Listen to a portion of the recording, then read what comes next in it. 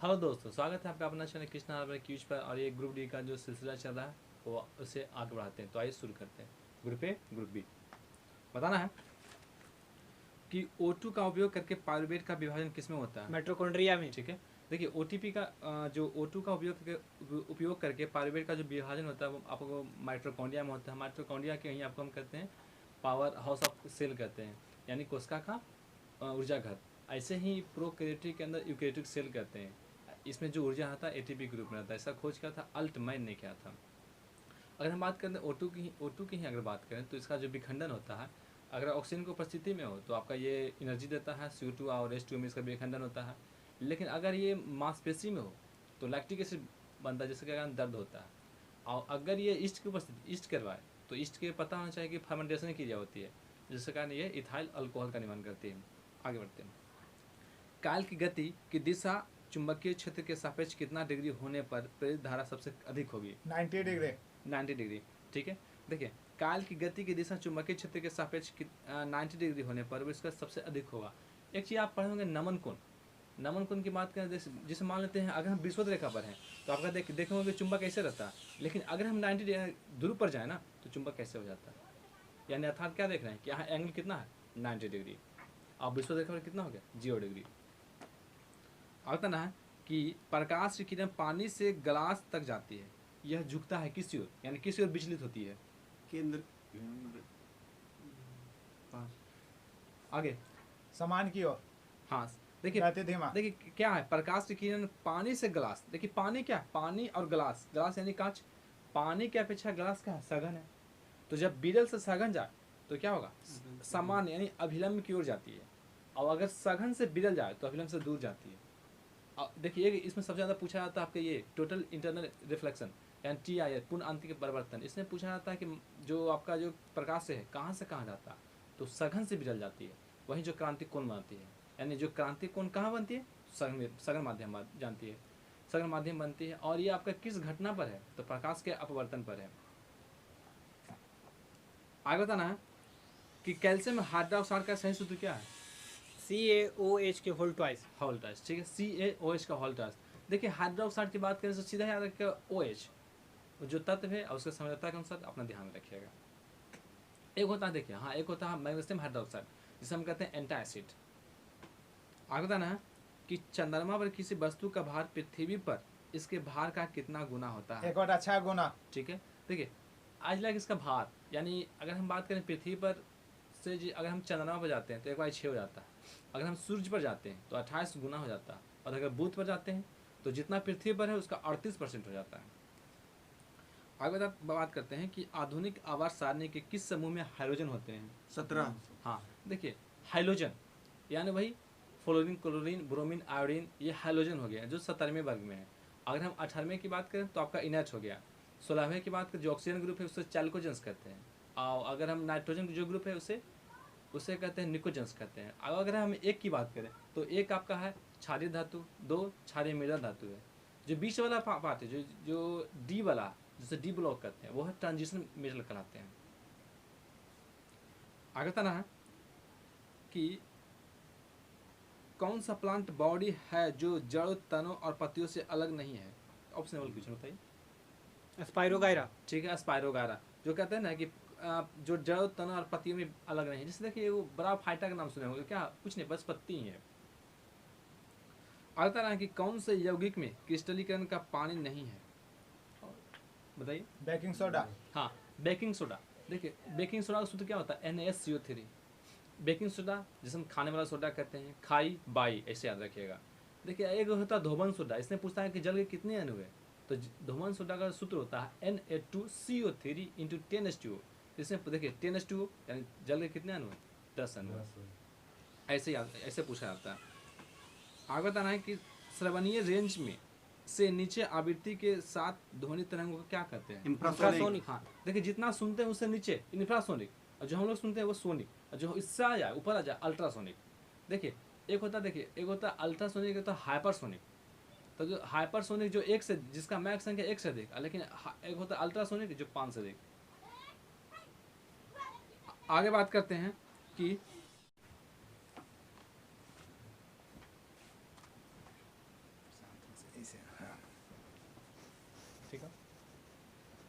Hello दोस्तों, स्वागत है आपका अपना चैनल कृष्णा हर्बल क्यूज पर। और ये ग्रुप डी का जो सिलसिला चल रहा है वो उसे आगे बढ़ाते हैं। तो आइए शुरू करते हैं।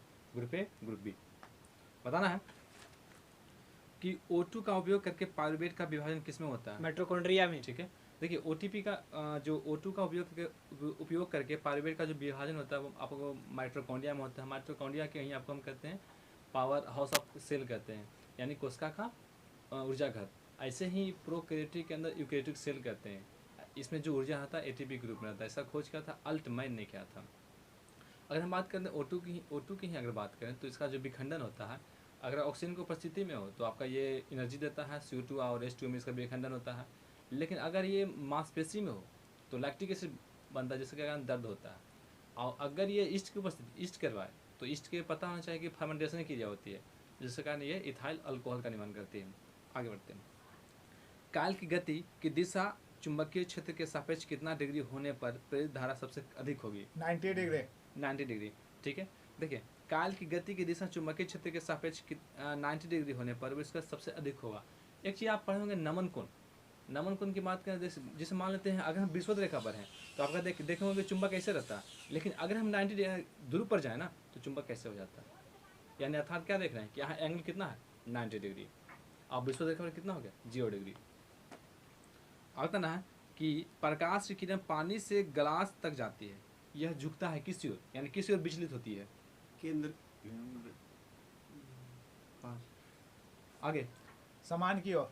हाँ, देखिए प्रतिधिमा। देखिए क्या है, प्रकाश की किरण पानी से ग्लास। देखिए पानी क्या है? पानी और ग्लास, ग्लास यानी कांच। पानी की अपेक्षा ग्लास क्या है? सघन है। तो जब बिरल से सघन जाए तो क्या होगा? समान यानी अभिलंब की ओर जाती है। और अगर सघन से बिरल जाए तो अभिलंब से दूर जाती है। देखिए इसमें सबसे ज़्यादा पूछा जाता है आपका ये टोटल इंटरनल रिफ्लेक्शन यानी TIR, पूर्ण आंतरिक परिवर्तन। इसमें पूछा जाता है कि जो आपका जो प्रकाश से कहाँ से कहाँ जाता है, तो सघन से बिरल जाती है। वही जो क्रांतिक कोण बनती है, यानी जो क्रांतिक कोण कहाँ बनती है? सघन माध्यम जानती है, सघन माध्यम बनती है। और ये आपका किस घटना पर है? तो प्रकाश के अपवर्तन पर है। आगे बताना है कि कैल्शियम हाइड्रोक्साइड का सही सूत्र क्या है? CaOH के होल ट्वाइस। Whole twice. ठीक है, CaOH का होल ट्वाइस। देखिए हाइड्रोक्साइड की बात करें तो सीधा याद रखिएगा OH जो तत्व है और उसके समझौता के अनुसार अपना ध्यान रखिएगा। एक होता है, देखिए हाँ, एक होता है मैग्नीशियम हाइड्रोक्साइड जिसे हम कहते हैं एंटासिड। आगे बताना है कि चंद्रमा पर किसी वस्तु का भार पृथ्वी पर इसके भार का कितना गुना होता है? एक और अच्छा गुना। ठीक है, देखिए आज लाइक इसका भार, यानी अगर हम बात करें पृथ्वी पर से अगर हम चंद्रमा पर जाते हैं तो 1/6 हो जाता है। अगर हम सूर्य पर जाते हैं तो 28 गुना हो जाता है। और अगर बुध पर जाते हैं तो जितना पृथ्वी पर है उसका 38% हो जाता है। आगे बात करते हैं कि आधुनिक आवास सारणी के किस समूह में हाइड्रोजन होते हैं? 17। हाँ, देखिए हाइड्रोजन यानी वही फ्लोरीन, क्लोरीन, ब्रोमीन, आयोडीन, ये हाइड्रोजन हो गया जो 17वें वर्ग में है। अगर हम 18वें की बात करें तो आपका इनर्ट हो गया। 16वें की बात करें जो ऑक्सीजन ग्रुप है उसे चैल्कोजेंस कहते हैं। और अगर हम नाइट्रोजन जो ग्रुप है उसे कहते हैं निकोजेंस कहते हैं। अब अगर हम एक की बात करें तो एक आपका है क्षारीय धातु, 2 क्षारीय मृदा धातु है। जो बीच वाला पार्ट है जो डी वाला, जिसे डी ब्लॉक कहते हैं, वो है ट्रांजिशन मेटल कहलाते हैं। आगे बताना है कि कौन सा प्लांट बॉडी है जो जड़, तनों और पत्तियों से अलग नहीं है? ऑप्शनल क्वेश्चन बताइए। स्पाइरोगायरा। ठीक है, स्पाइरोगायरा, जो कहते हैं ना कि जो जड़, तनों और पत्तियों में अलग नहीं है। जैसे देखिए वो बड़ा फाइटा का नाम सुने होंगे, क्या कुछ नहीं, बस पत्ती ही है। आता रहा कि कौन से यौगिक में क्रिस्टलीकरण का पानी नहीं है? बताइए। Baking soda. हाँ, बेकिंग सोडा। देखिए बेकिंग सोडा का सूत्र क्या होता है? NaSCO3। बेकिंग सोडा जिसे हम खाने वाला सोडा कहते हैं, खाई बाई, ऐसे याद रखिएगा। देखिए एक होता है धोबन सोडा। इसने पूछता है कि जल के कितने अणु है, तो धोबन सोडा का सूत्र होता है Na2CO3 × 10H2O। इसमें देखिए 10H2O यानी जल के कितने अणु है? 10 अणु। ऐसे पूछा जाता है। आगे बताना है कि श्रवणीय रेंज में से नीचे आवृत्ति के साथ ध्वनि तरंगों को क्या कहते हैं? इंफ्रासोनिक। हाँ, देखिए जितना सुनते हैं उससे नीचे इंफ्रासोनिक, और जो हम लोग सुनते हैं वो सोनिक, और जो इससे आ जाए ऊपर आ जाए अल्ट्रासोनिक। देखिए एक होता है अल्ट्रासोनिक, एक होता है हाइपरसोनिक। तो जो हाइपरसोनिक जो 1 से, जिसका मैक संख्या 1 से अधिक, लेकिन एक होता है अल्ट्रासोनिक जो 5 से अधिक।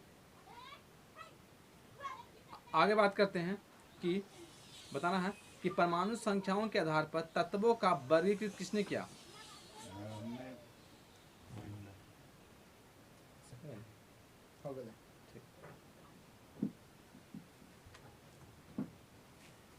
जल्दी बैठना।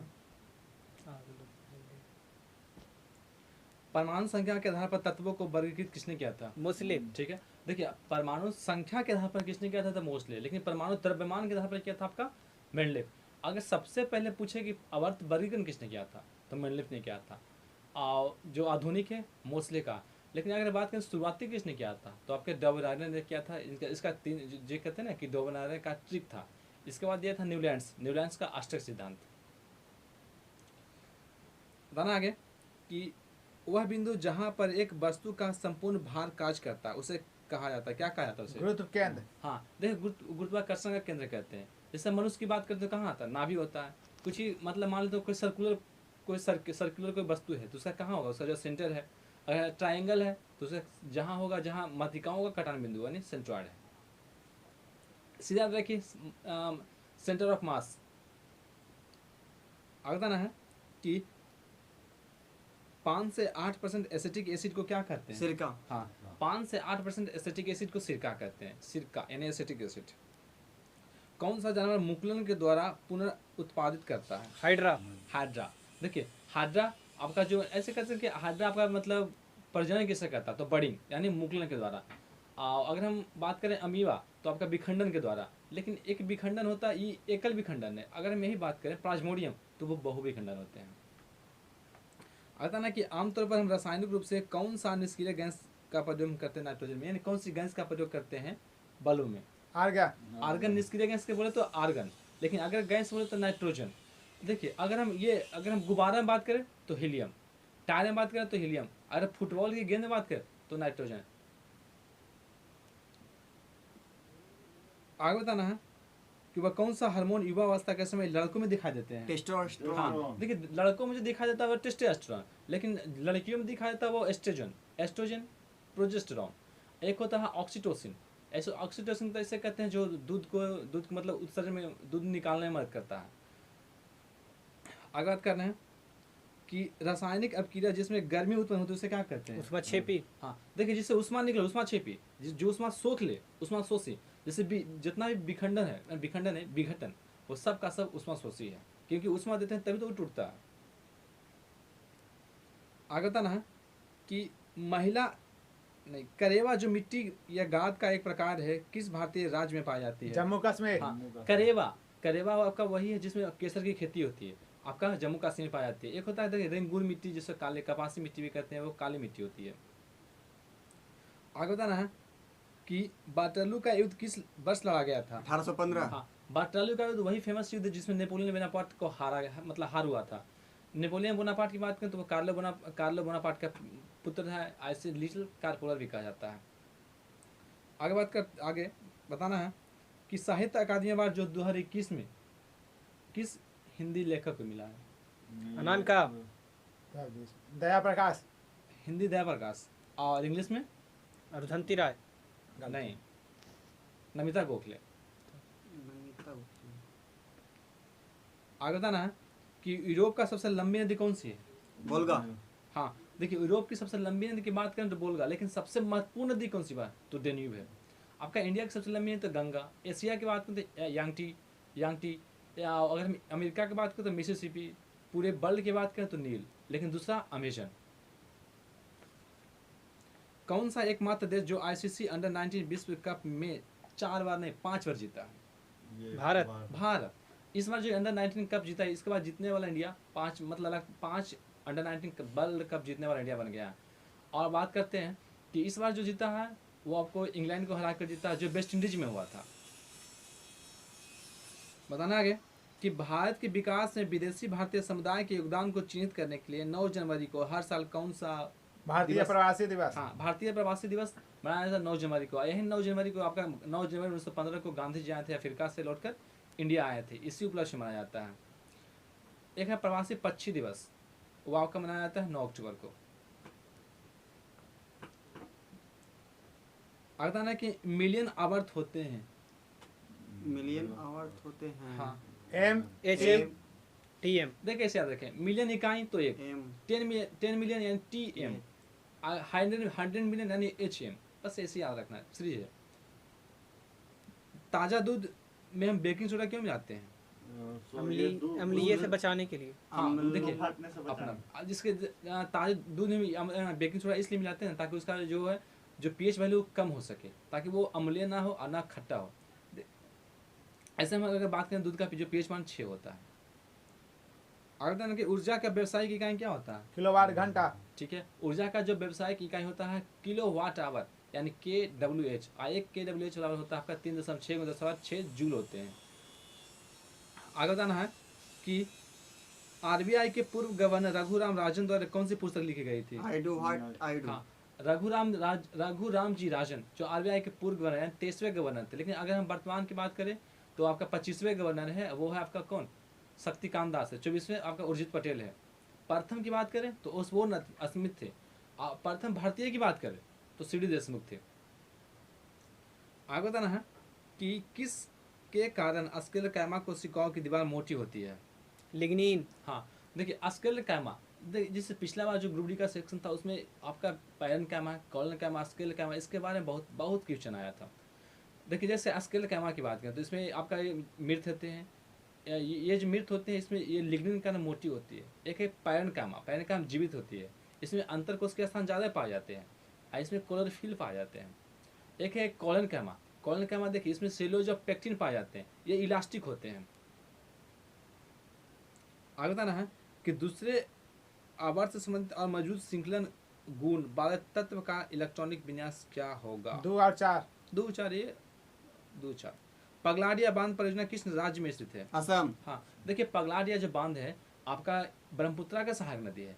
जैसे आपका ब्रह्मपुत्रा का सहायक नदी और दिबांग है, लोहित है, तिस्ता भी है जो आकर गिरती है ब्रह्मपुत्रा में। अब ब्रह्मपुत्रा नदी की बात करें तो ये सबसे ज़्यादा नाम बदलने वाली नदी है, जो निकलती है आपका मानसरोवर के पास चेमा उंगडुंग ग्लेशियर से गिरती है बंगाल की खाड़ी में। आगे बताना है कि यदि यानी वक्रता त्रिज्या दिया हुआ है तो आपका फोकस दूरी कितना होगा? और F/2। गलत है। R/2। सही। देखिए अगर वक्रता त्रिज्या की बात करें तो वो फोकस दूरी का दुगना होता है। अगर वीडियो आपको अच्छा लगे तो लाइक कीजिए, कमेंट कीजिए, शेयर कीजिए और सब्सक्राइब करना ना भूलें।